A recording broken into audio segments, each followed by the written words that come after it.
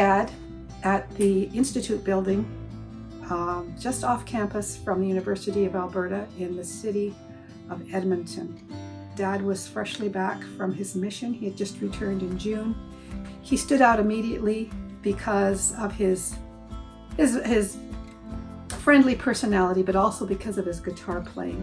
He just swept in with all of his charming little songs. Also, something that stood out to me was his love for his mission. He served in the Northern Indian Mission, amongst the Sioux people, and he loved his mission. He loved those people, and he was enthusiastic about all of that. So after classes, before classes, in the evening, the students would finish with their university classes and then gather back to the Institute to eat lunch or just relax, to take an Institute class. So that's how we got to know each other. That fall, the transit system in Edmonton went on strike, and he very gallantly offered to drive Aunt Terry and I to school, back to the university campus every morning. And so that was another reason that we got to know each other.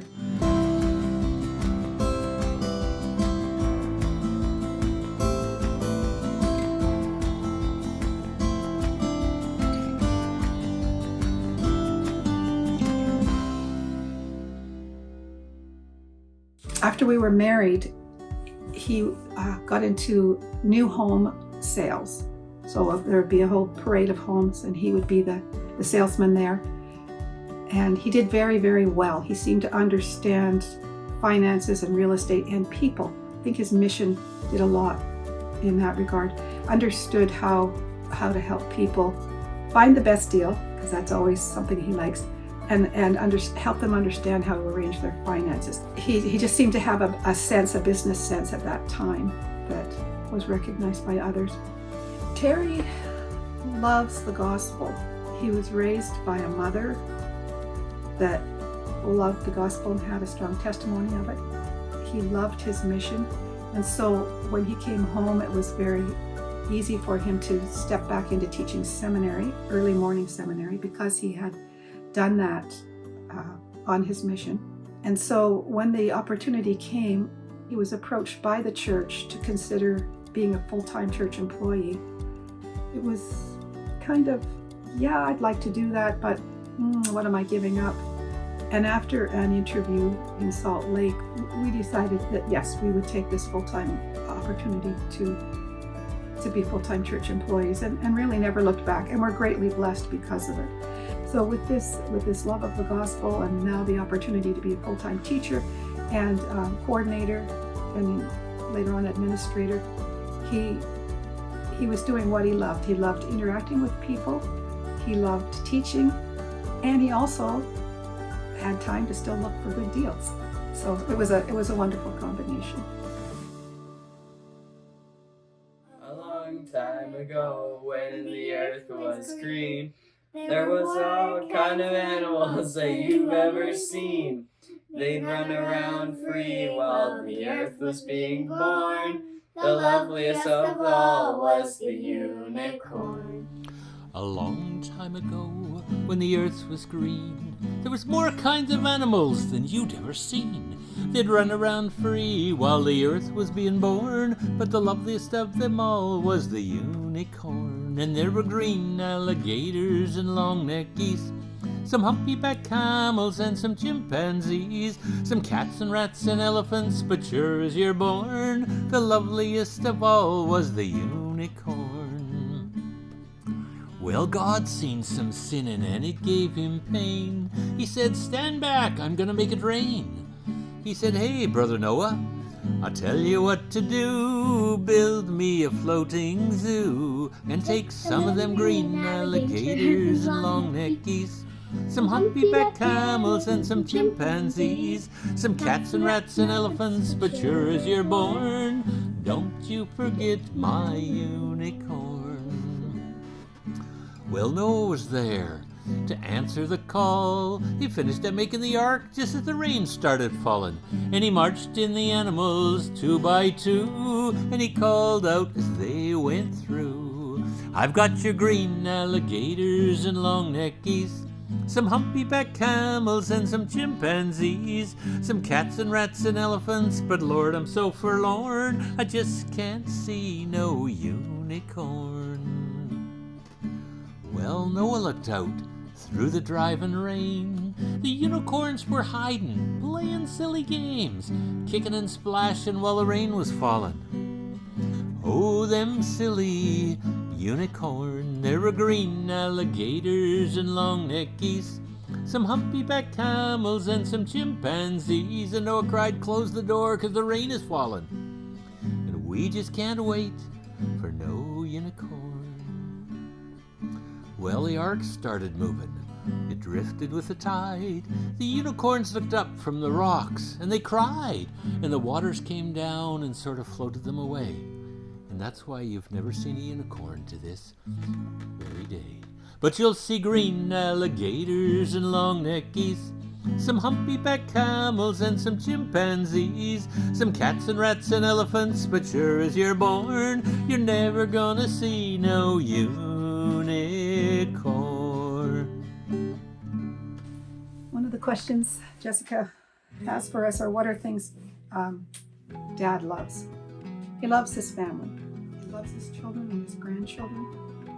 He phones my family members more than I phone them. He loves to share. He loves to spend time with his family.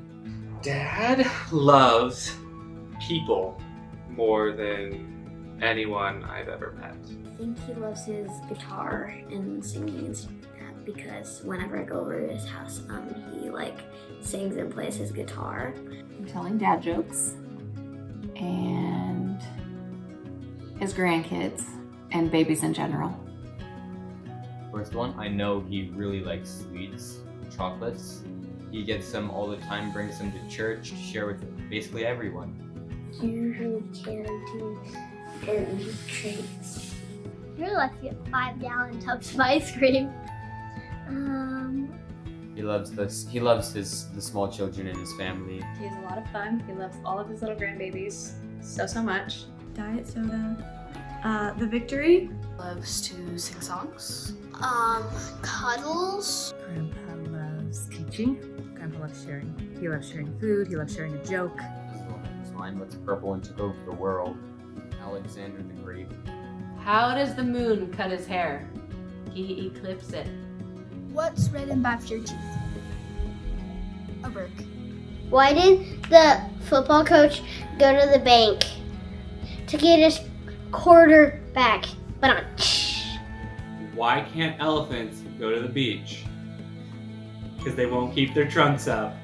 I love that joke so much. Love you, Dad. He also loves to sing. He'll sing for no apparent reason. He loves to sing.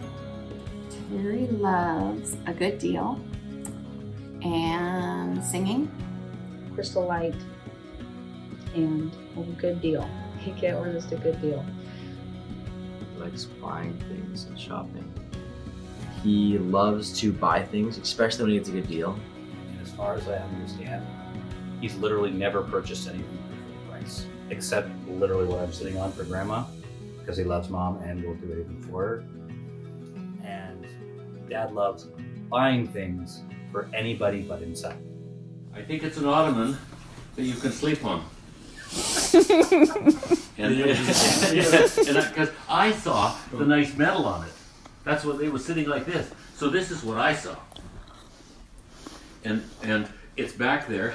And I said, how much is it? And he says, well, we don't have room to bring it in, so it's going to be out in the rain. So you can have, there's two of them. You can have them for $10, $5 each. Oh, wow. Are you kidding me? That's what it was. And so I brought it home, and I couldn't figure out how to do it. So Peter did it. Do that again.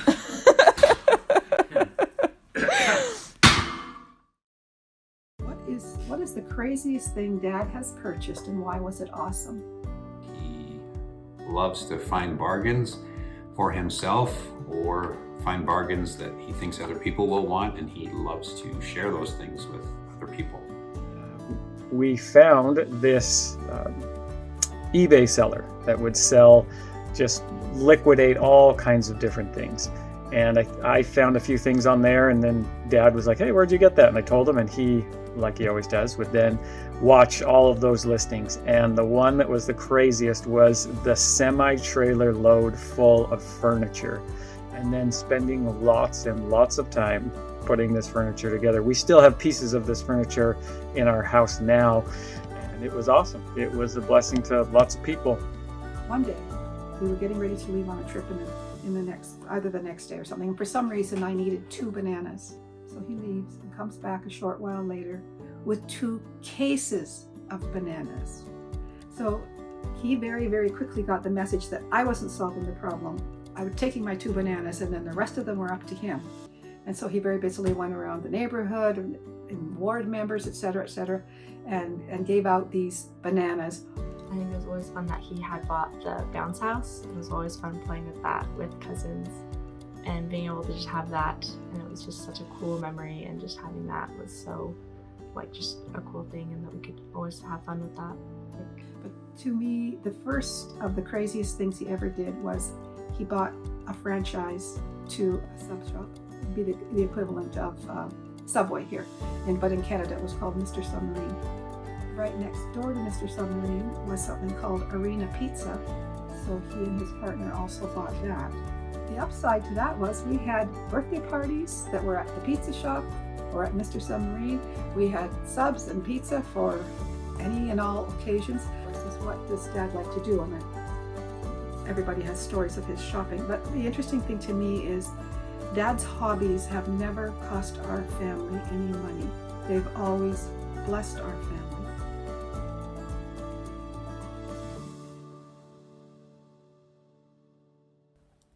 One of my favorite songs that he sings is Picture a Cowboy. Picture a cowboy all dressed in red. That's one of my favorite songs he sings. Picture a cowboy all dressed in red, fell off his saddle, bashed in his head. Blood on the saddle, blood on the ground, great big gobs of blood all around.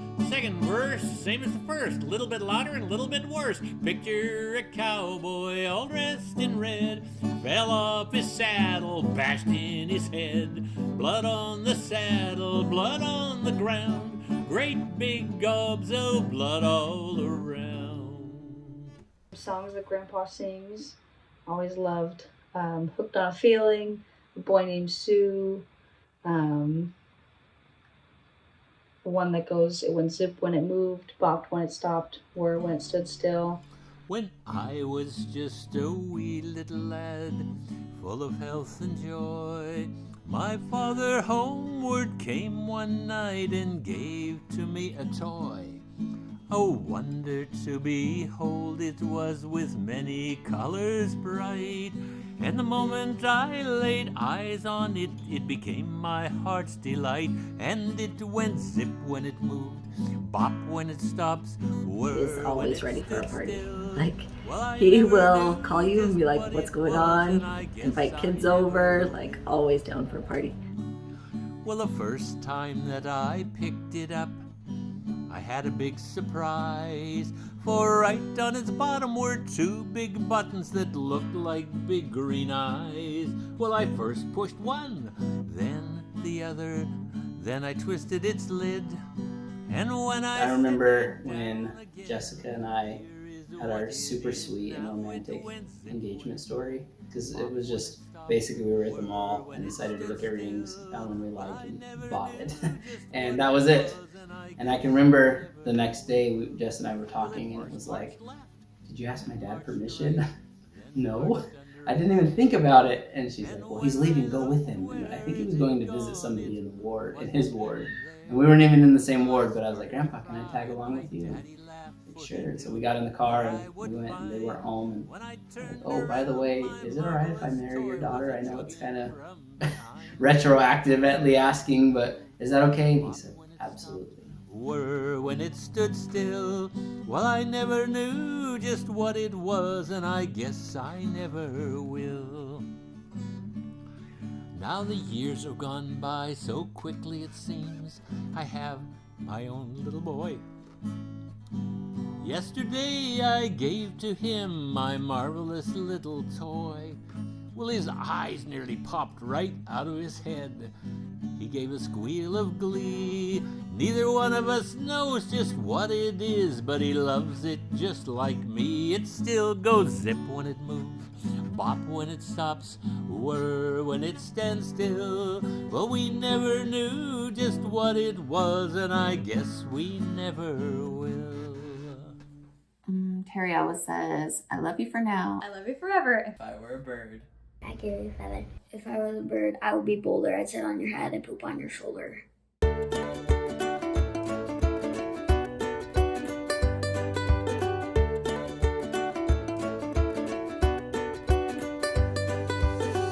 Alright, one story I remember about Grandpa is that we had some neighbors when we were living in Ontario that had an incredible train set. Chris and I decided we were going to go across the street to the Waski's house and that we were going to go in and we wanted to play trains with them. So we realized that they weren't home, but we still wanted to play with the train set. So Uncle Jake and myself broke into their house and started playing with the train set. We're hanging out, playing, doing whatever, and then hear the car pull up. We knew we weren't doing the right thing. So while they were unloading their groceries and coming back in the house, Uncle Jake and myself tried to sneak out of the house without them seeing, and we thought we'd snuck away and got back to the house, and apparently we hadn't. We're going to cross down the driveway, got to get to the road, get across the road, and then it's like, I swear it was like 100 yards from like the road to our house. It was so far. And we get to the house and we get inside, and the Waskis are like, like, let's just say their personalities kind of match. So Mr. Glowowski or Mrs. Glowowski, one of the two, came over to the house to report that we had broken into their house and that they were not very pleased with what had happened. And Dad's at the front door and he's like, hey, what's going on? And they're like, you're John. They start telling about the son. My dad's like, oh, he takes us and he puts us in the side room that's like right by the front door. He said, just, I'll handle this. And comes in, he just starts yelling, but he's not looking at us. He's not yelling, he's just yelling and saying these things, and we're just kind of like, is he mad at us? Are we in trouble? We couldn't understand why he was yelling. I think he was maybe doing this for effects for the neighbors, so there would be some yelling, and then he told us we needed to sit down, that he was going to spank both of us. He's like, and he just starts smacking his leg like he's spanking us, and we're screaming, and oh, Chris is screaming, and I started laughing. And then he just broke down and started laughing. And he thought it was so funny that we had broken into their house to play with the train set and thought we had snuck out and everything else, but I just remember the whole theater around the entire thing. I think he knew always like when things were serious and he knew we weren't bad kids, so kind of like helped us get away with that. Little white kitty is always so neat. She washes her face, she washes her feet. Little white kitty is always so neat. She washes her face with her feet. Little white kitty is always so neat. She washes her face, she washes her feet. Little white kitty is always so neat. She washes her face with her feet.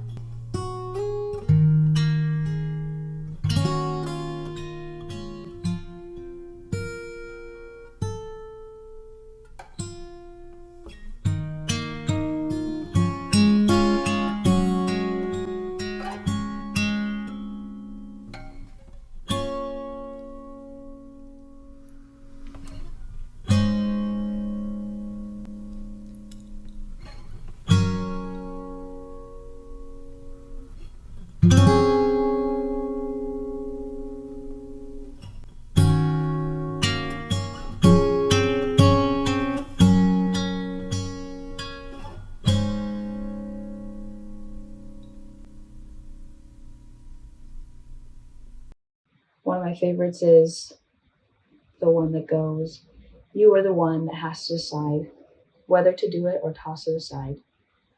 You are the one who makes up your mind whether to lead or linger behind, whether to reach for the goal that's far or just be contented to stay where you are." I really like that poem because it just kind of tells you that you are the one who has to make the decisions in your life and that you can't expect other people to make every decision for you. You have to do things on your own. Why do I love Grandpa? I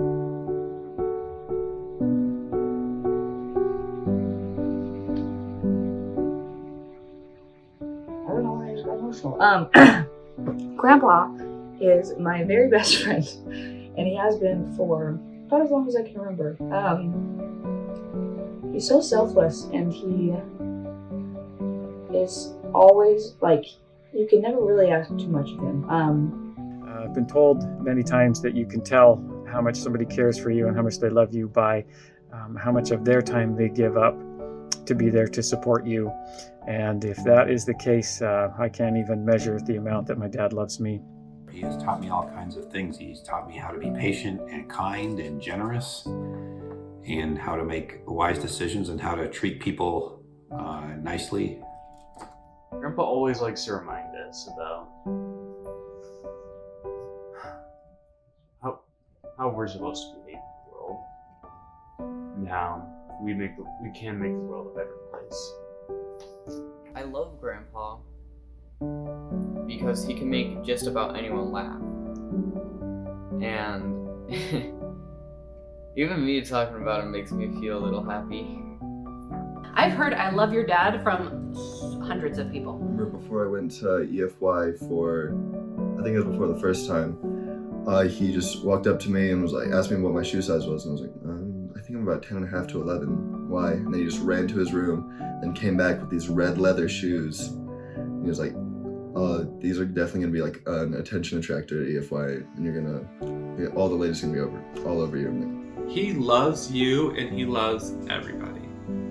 And even if you're being a stinkerton, or no matter what's going on or what you're doing, he loves you and cares about you. Well, he's really good at being a father, a friend, and a grandpa. Why do I love Grandpa? Because how much he loves everyone else, and all of the candy that he gets us, all the good deals and friends. Happy birthday, Grandpa. I love you so much. Coming into this family, there's been a lot of love, and I think that he's at the root of a lot of that, and the way that he carries himself. And I just want him to know that I love you, Dad. Love you, Grandpa. Happy birthday, Grandpa. I love you. Happy birthday.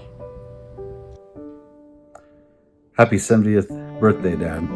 Sure, I'm happy for you and grateful for who you are and all that you've done for me and Kate and all of our family. When we lived in Nova Scotia, I can remember the Young Ambassadors coming, and I saw them and I knew that someday I wanted to go to BYU and I wanted to be a Young Ambassador. I was able to go to BYU, and Dad and Mom, paid for me to be able to do that. And fast forward many, many years later,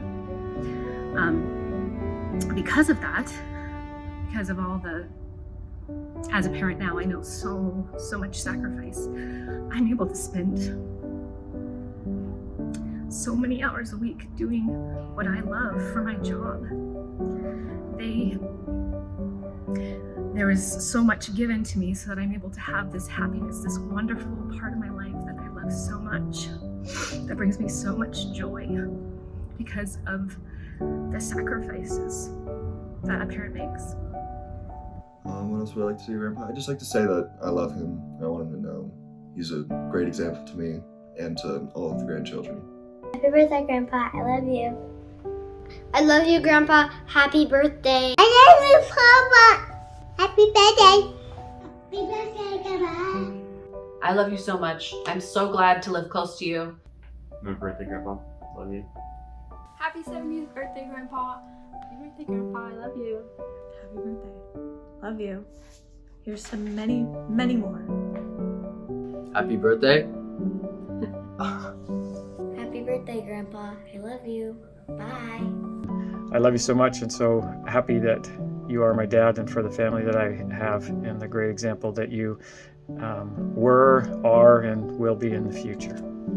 So grateful for you, and for everything that you do for me, for my siblings, for all of the cousins, and for all of us. Love you so much. Happy birthday, Terry.